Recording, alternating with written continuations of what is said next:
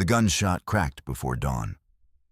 Clara Donovan hit the dirt behind the water trough, her travel bag pressed flat against her chest, her heart doing something ugly and fast inside her ribs. The stage had not even slowed down before the two riders cut across the road with rifles drawn.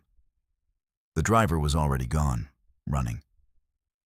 The other passenger, an old man with a carpet bag, had fainted clean off his seat. That left Clara alone, in the middle of nowhere, Nevada, with $20, a torn dress hem and a loaded Derringer that held exactly 2 shots. She fired one. The first rider dropped his hat and swore loud enough to wake God. The second one turned his horse straight toward her. Then came the thunder of hooves from the opposite direction. Not one horse. 4, 5. The riders scattered like crows off a fence post.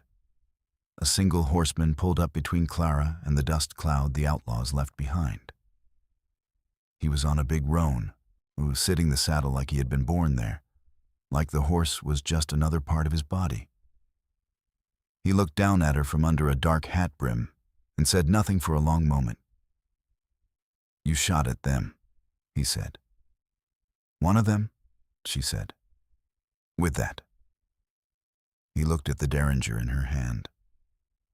"It was what I had." He dismounted, not fast, not slow. The way a man moves when he does not waste motion on things that do not matter. He was tall, broader through the shoulder than the door of most buildings she had walked through, with a jaw that looked like it had been carved out of the red rock country they were standing in. "Cole Harding," he said. He did not offer his hand. He looked at the road, at the trough, at the fainted old man, and then back at her, assessing, not rude about it, just thorough. "Clara Donovan," she said. She stood up. She was not going to sit in the dirt while this man looked down at her. "Or where were you headed?" "Copper Falls. I have a teaching position." Cole looked up the road, then down it. He looked at the sky, which was doing something orange and angry along the ridgeline to the west. He looked at the stage, which had a broken wheel she had not noticed until now. "Stage is not going anywhere tonight," he said. "I can see that. Copper Falls is 14 miles. I have legs." Something moved at the corner of his mouth. Not quite a smile. Closer to the idea of one. "And boots that are not built for 14 miles of this road." She looked down. He was right. She hated that he was right. The boots were city boots. They were already pinching her left heel from the half-mile she had walked to stretch her legs before the robbery. "My ranch is 2 miles east," Cole said. "You can stay the night. I will get you to Copper Falls in the morning." Clara had grown up in Philadelphia. She had been warned about exactly this kind of situation her whole life. A woman alone. A man she did not know. A ranch in the middle of nowhere. Every instinct her mother had ever installed in her said no. She looked at the broken stage wheel. She looked at the fainted old man, who was now sitting up and looking like he might cry. She looked at the road that went dark and narrow between 2 rock walls about 50 yards ahead. "All right," she said. "Thank you." Cole got the old man, whose name turned out to be Henry, sorted and settled with his bag. He tied Henry's carpet bag to his saddle with the efficiency of a man who had done more complicated things with less rope. He helped Henry up first. Then he looked at Clara. "You ride?" he said. "Enough." He held the stirrup.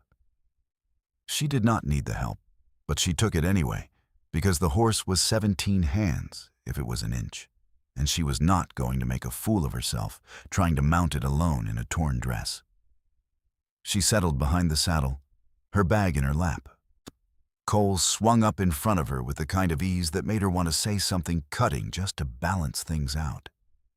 She did not. She held on. The ranch came out of the dark, and the dust like something that had always been there, like the land had grown it rather than anyone building it. There was a main house, long and low, with a porch that wrapped around two sides. There were two barns, a bunkhouse with a light in one window, a well, a fence that seemed to go on to the horizon and then keep going. A woman was on the porch, older, wide, with white hair pulled back tight and an expression that said she had seen everything and had opinions about most of it. "Mrs. Calloway," Cole said, as he helped Henry down. "We have guests for the night. The stage was hit." Mrs. Calloway looked at Henry, then at Clara. Her eyes stopped on Clara for a moment longer.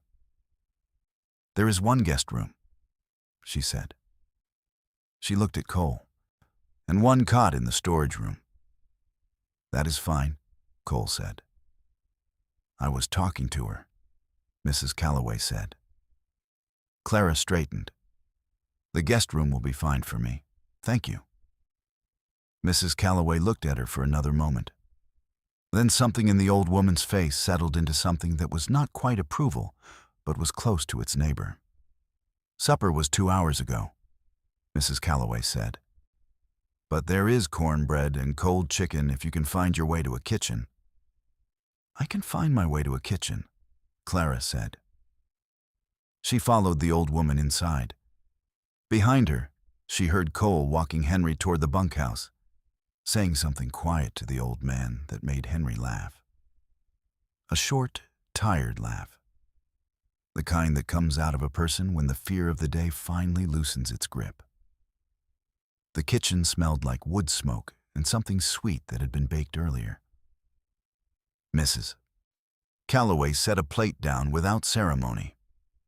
Clara sat down and ate, and did not talk, and tried not to think about the sound of the second rider turning his horse toward her in the dark.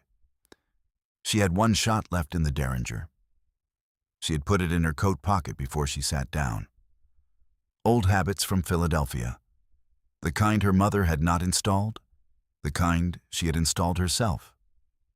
The guest room was small and clean, with a quilt on the bed that had seen better decades, but was warm enough to matter. Clara sat on the edge of it and listened to the sounds of the ranch settling into night. Somewhere outside, a horse blew through its nose. Somewhere further, a coyote said something to the dark. She had not shared a room with anyone since she left Philadelphia 18 months ago. She had not shared a bed in her life. A private thing to know about yourself. A quiet kind of alone. She lay down on top of the quilt, still in her clothes, Derringer in her coat pocket, and listened to the unfamiliar dark. She did not sleep for a long time. But she did not feel afraid either. That was the part that stayed with her. Later. Morning came in through a gap in the curtain and hit the floor before it touched the bed. Clara was already awake.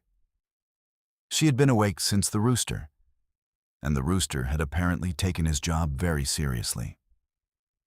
She found the water basin, washed her face, and spent 4 minutes doing the best she could with her hair before deciding that vanity was a luxury for women who had not been robbed at gunpoint the previous evening. The kitchen was already alive when she came through. Mrs. Calloway was at the stove.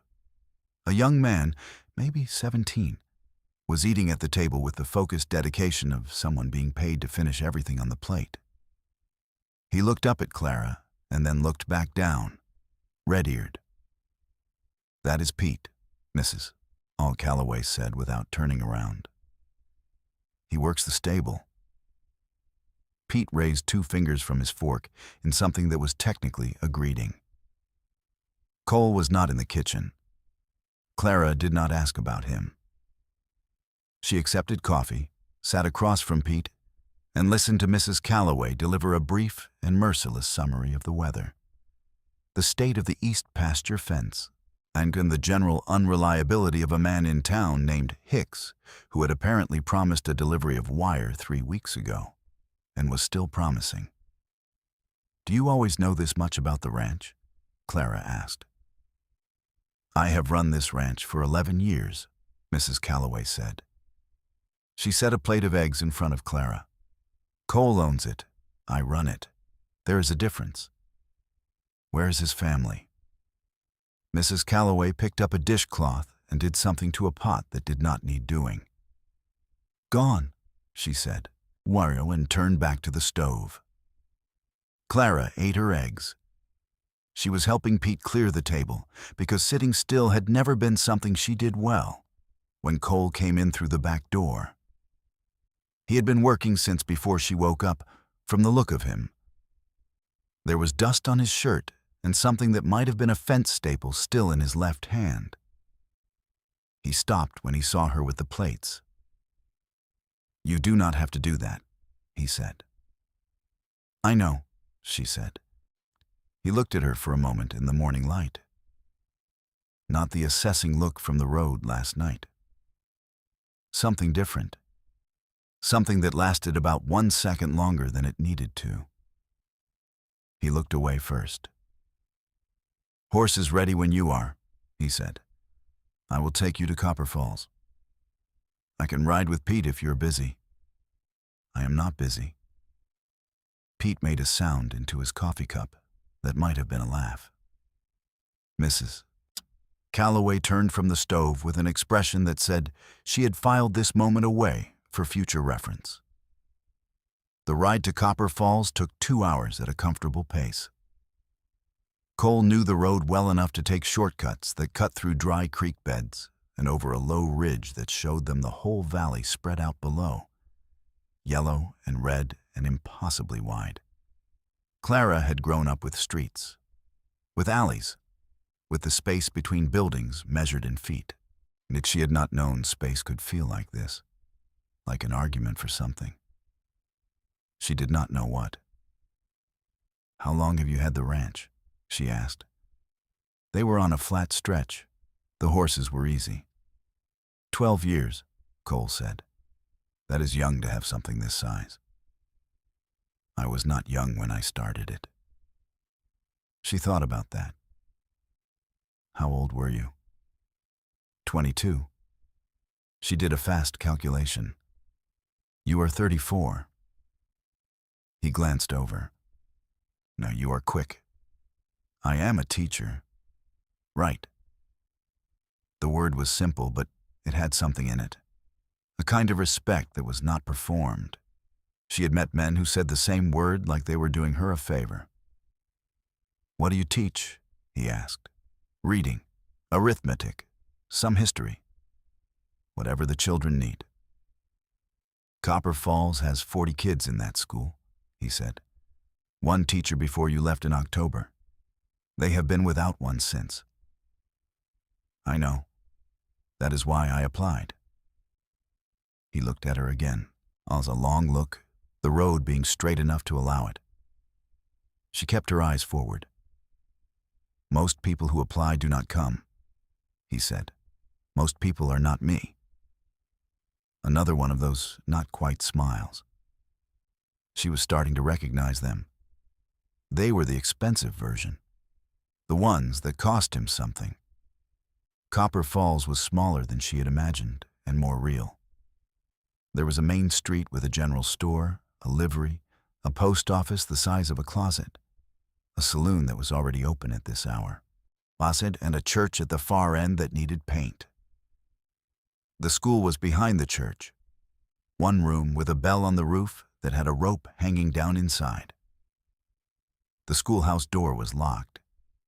A man from the post office came over with a key before Cole had even finished tying the horses, introduced himself as Dale Burns, town council. Very pleased she had come. Sorry about the stage. Had already heard about it somehow. Copper Falls being Copper Falls.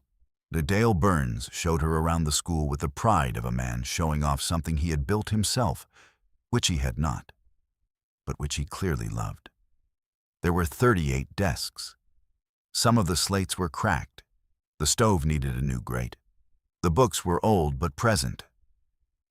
"It is good," Clara said, and she meant it. Dale Burns beamed. He asked if she needed help with her bag. Cole had already carried it in.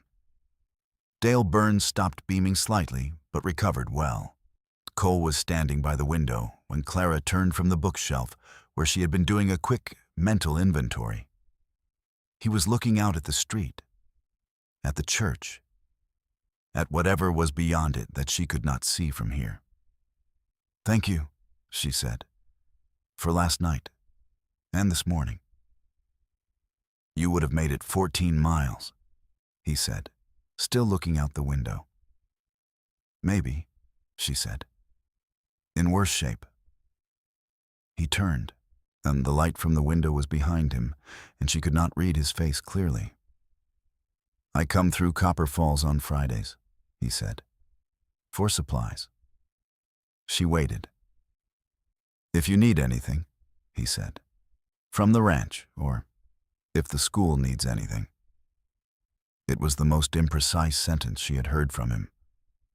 Everything else he had said was exact, measured, right-sized. This one had loose ends.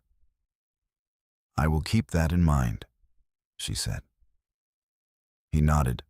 He picked up his hat from the desk where he had set it, turned it once in his hands, and put it on. "Take care of yourself, Miss Donovan." "I generally do," she said. He almost smiled. A real one this time. Almost. Then he was gone, and she heard his boots on the wooden step outside, and then the sound of the roan moving off down the street, and then the ordinary noise of Copper Falls going about its day. She stood in her new classroom and looked at 38 desks and one cracked slate and a stove that needed a grate. She pulled her notebook out of her bag and started making a list. She did not think about Cole Harding. For about 4 minutes, the first week in Copper Falls tried to break her, not in any single dramatic way. In the accumulative, grinding way of small disasters stacking on top of each other until the pile becomes its own kind of emergency. The stovepipe in the school was cracked all the way through, and the first fire she built filled the room with smoke in under 3 minutes. Sending 14 children into the yard coughing and one small boy, a red-headed terror named Eli. Running down Main Street yelling that the school was burning. It was not burning. It was smoking enthusiastically. Dale Burns came at a run. The livery man, whose name was George, came at a run.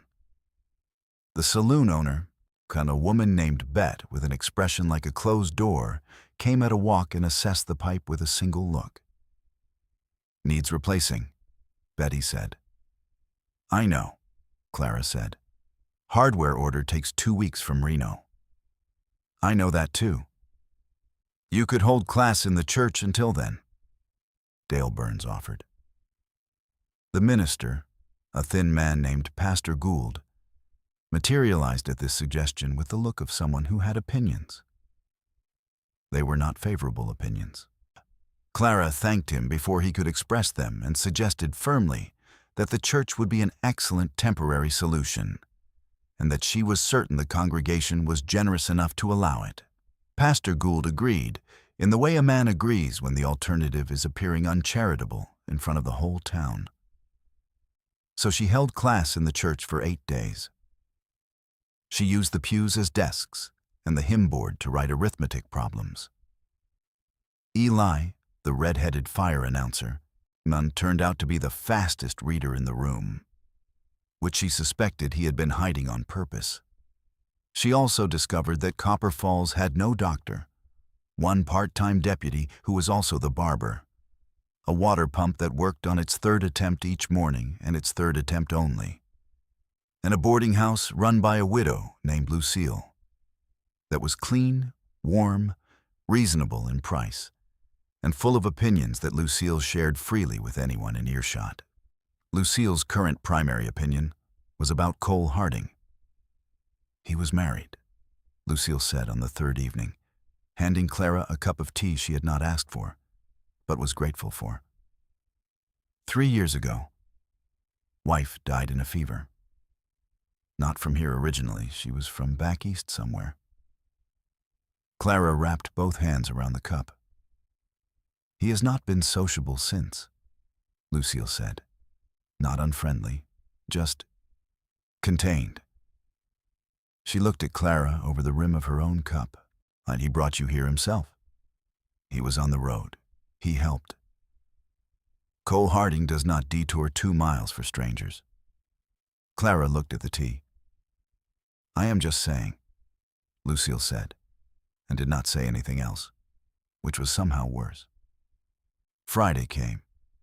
Clara had a list in her coat pocket. She had been building it all week, mostly legitimate school supplies, a replacement slate, chalk, the specific kind of thick paper that worked best for beginning writers. She had also, entirely incidentally, noticed that the schoolhouse door had a hinge that was working loose. She had written that down too. She told herself she was going to the general store. She was. That was the truth. She was at the store counter with her list when the door opened and the bell above it rang. And George behind the counter looked up with the expression people in small towns get when someone predictable arrives predictably. Cole Harding came in with a piece of paper in his hand and dust on his coat and the roan tied outside. He saw Clara at the counter. He stopped for exactly 1 second. Miss Donovan, he said. Mr. Harding, she said. George looked at both of them with tremendous interest that he was making no effort to conceal. How was the school? Cole asked.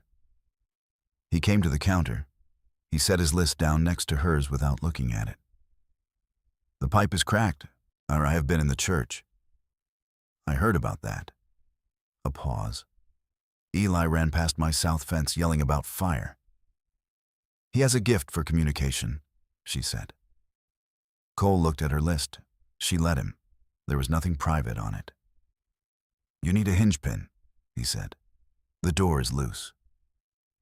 I have a box of them at the ranch. You do not need to. I come through Fridays, he said. I said so. George was now pretending to organize a shelf directly behind them. He was doing a poor job of pretending. All right, Clara said. Thank you. Cole paid for his supplies. Clara paid for hers. Cole carried both sets of parcels out to the porch without asking, set them down, and pulled a hinge pin from the inside pocket of his coat with the calm of a man who had been thinking about a loose hinge all week. She watched him cross the street to the school. Fix the hinge. Test the door twice. Come back. It will hold, he said. I see that. He picked up his parcels. He looked at her for a moment with the afternoon light doing something honest to his face. No shadows. Nowhere for him to look that was not directly at her. The supply run takes me past the school at noon, he said. Next Friday. She waited. If there is anything else that needs looking at, he said. It was another one of those imprecise sentences. She was beginning to think they were not imprecision at all. She was beginning to think they were the most honest thing he knew how to say. I will make a list, she said. He nodded, picked up his horse's reins, started to go. Mr. Harding, she said. He turned. The stovepipe. When the hardware comes from Reno. I do not know how to fit it. I know how to fit it, he said. She nodded. He went.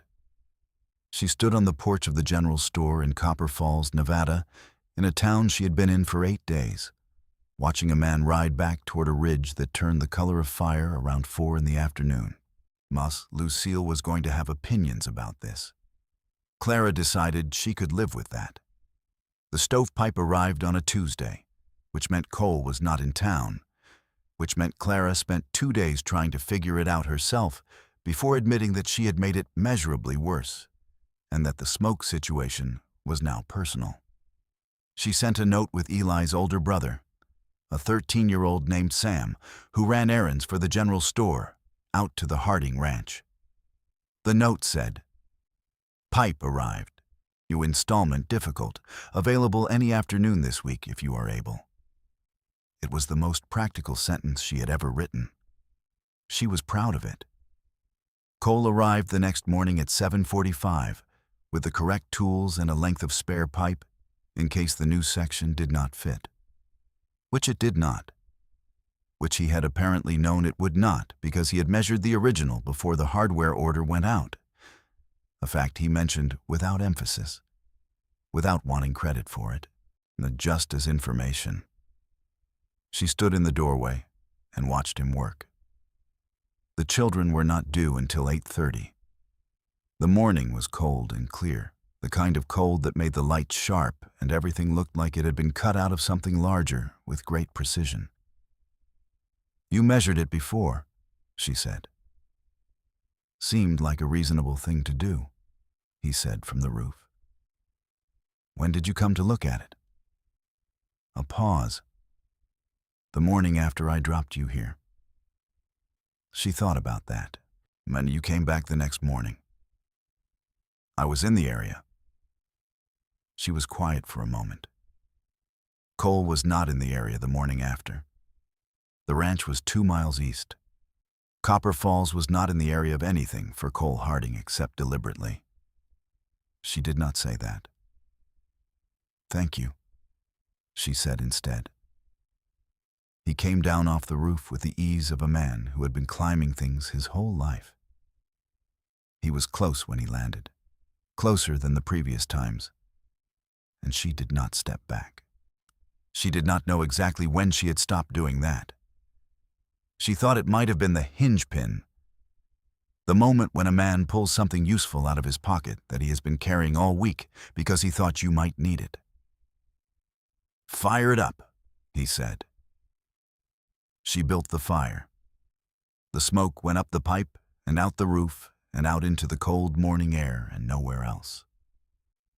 Eli arrived early, as he always did, then stopped in the doorway and looked at the functional stove with an expression of mild personal disappointment. Cole was rinsing his hands at the pump outside when Clara came to tell him it worked. He was looking down the street, not at anything specific, just the street, the town, the ordinary mid-morning shapes of people going about things. "What are you thinking?" she said. She did not usually ask that. It had come out before she decided to say it. He dried his hands on a cloth. "I am thinking that my wife would have liked you," he said. The sentence sat between them in the cold air. "Lucille told me," Clara said. "Lucille tells everyone." "I am sorry." 3 years, he said. "It gets different. Not smaller. Different." She nodded. He looked at her then. Direct. The kind of look that does not pretend to be something else. "I have not wanted to spend time with someone in 3 years, he said. "And I have been spending every Friday thinking about a loose hinge." The morning light was doing that sharp thing again. Clara felt it on her face. "I have been making the list longer than it needs to be," she said. Something in his face changed. Not a smile, not yet. Something before a smile. Something that costs more. "Miss Donovan," he said. "Clara," she said. He said it. "Clara." He tried the name like something he intended to use again. "Why would you come to supper at the ranch on Sunday? With Mrs. Calloway and Pete and no particular agenda." "With no particular agenda," she said. "None at all." "All right," she said. "Yes." He put his hat back on. The roan was at the post. He untied the reins. He looked back once, at her, standing in front of the school with her arms crossed against the cold, and she thought she could see him deciding something. Not whether. She thought that was already decided. Something else. Something about the pace of it. The careful, unhurried pace of a man who had lost something and learned exactly how much losing costs. She went back inside. Eli was at his desk reading 3 chapters ahead. She let him.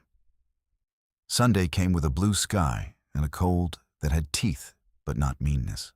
Clara wore her better dress, which was dark green wool, and the sensible boots, which were already better broken in than they had any right to be after 3 weeks in Copper Falls. Lucille tied her hair for her with the authority of a woman who did not offer twice. "Do not be nervous," Lucille said. "I am not nervous," Clara said. "You are fidgeting with the collar." Clara put her hands in her lap. "Mrs. Calloway is firm," Lucille said. "But she is fair.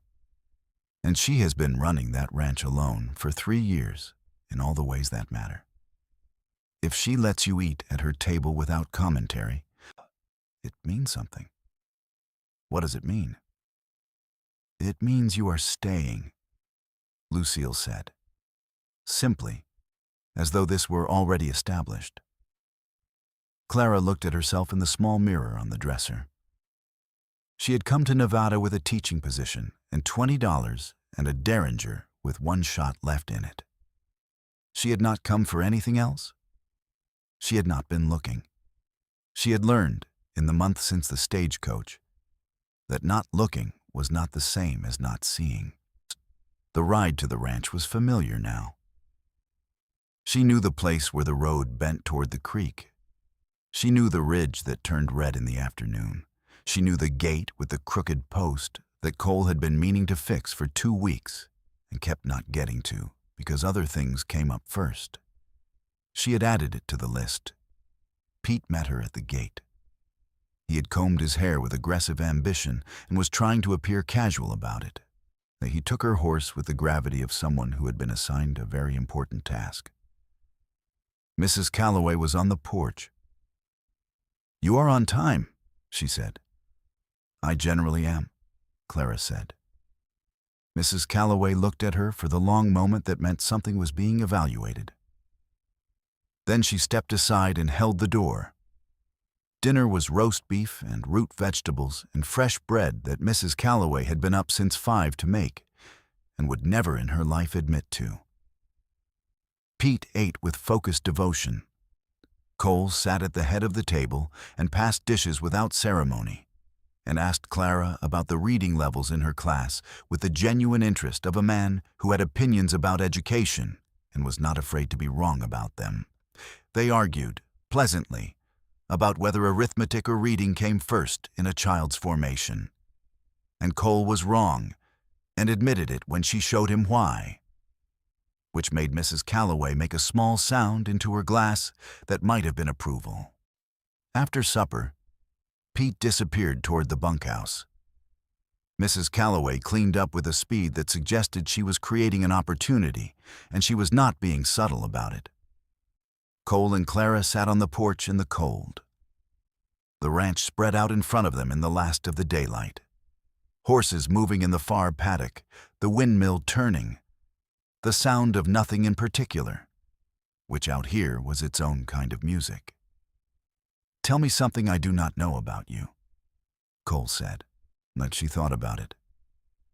"I have never been west of Ohio before this." "I know that one," he said. "The boots told me." "Then you tell me something." "I built this porch for my wife," he said. "She wanted to sit outside and hear nothing. She was from New York. She said the nothing out here was the loudest thing she had ever heard." He looked at the dark coming in from the east. "I have not sat on it much since."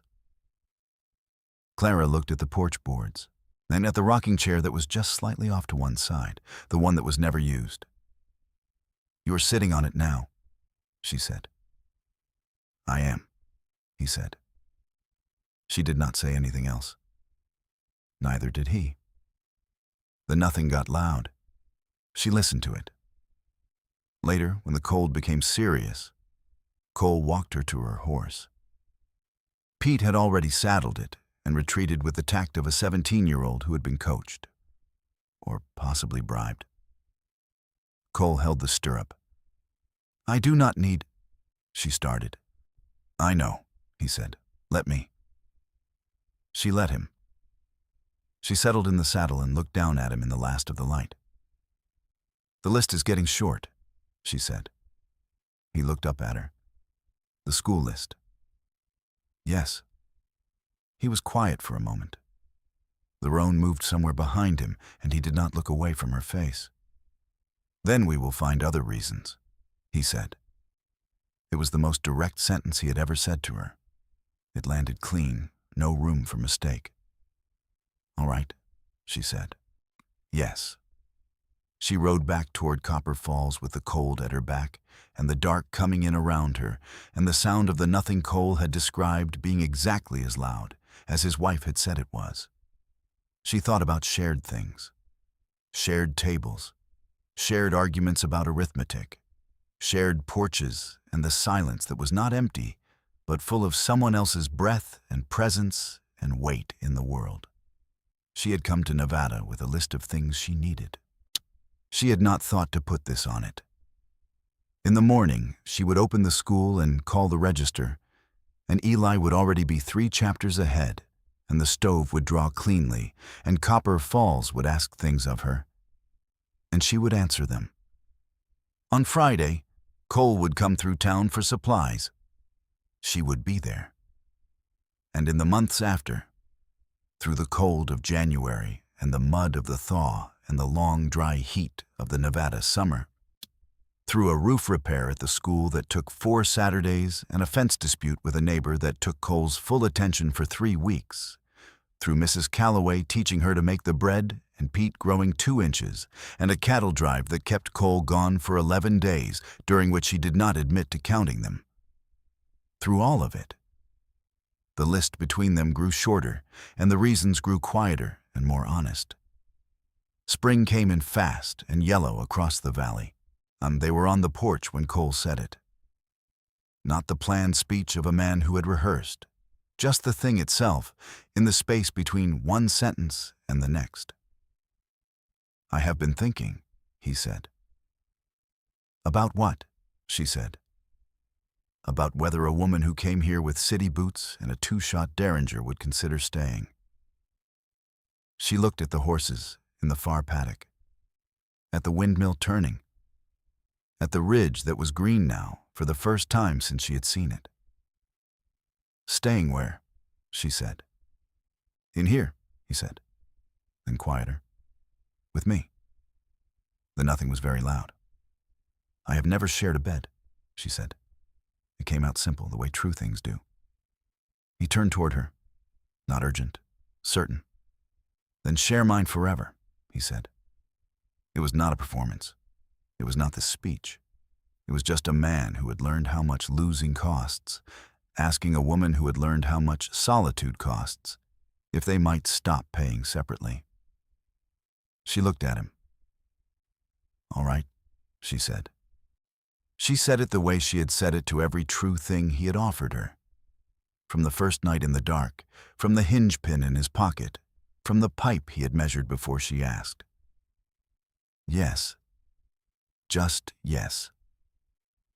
And Copper Falls went on around them in the ordinary spring morning, full of Eli running somewhere important, and Lucille knowing everything, and Mrs. Calloway pretending she had not been watching from the kitchen window since breakfast.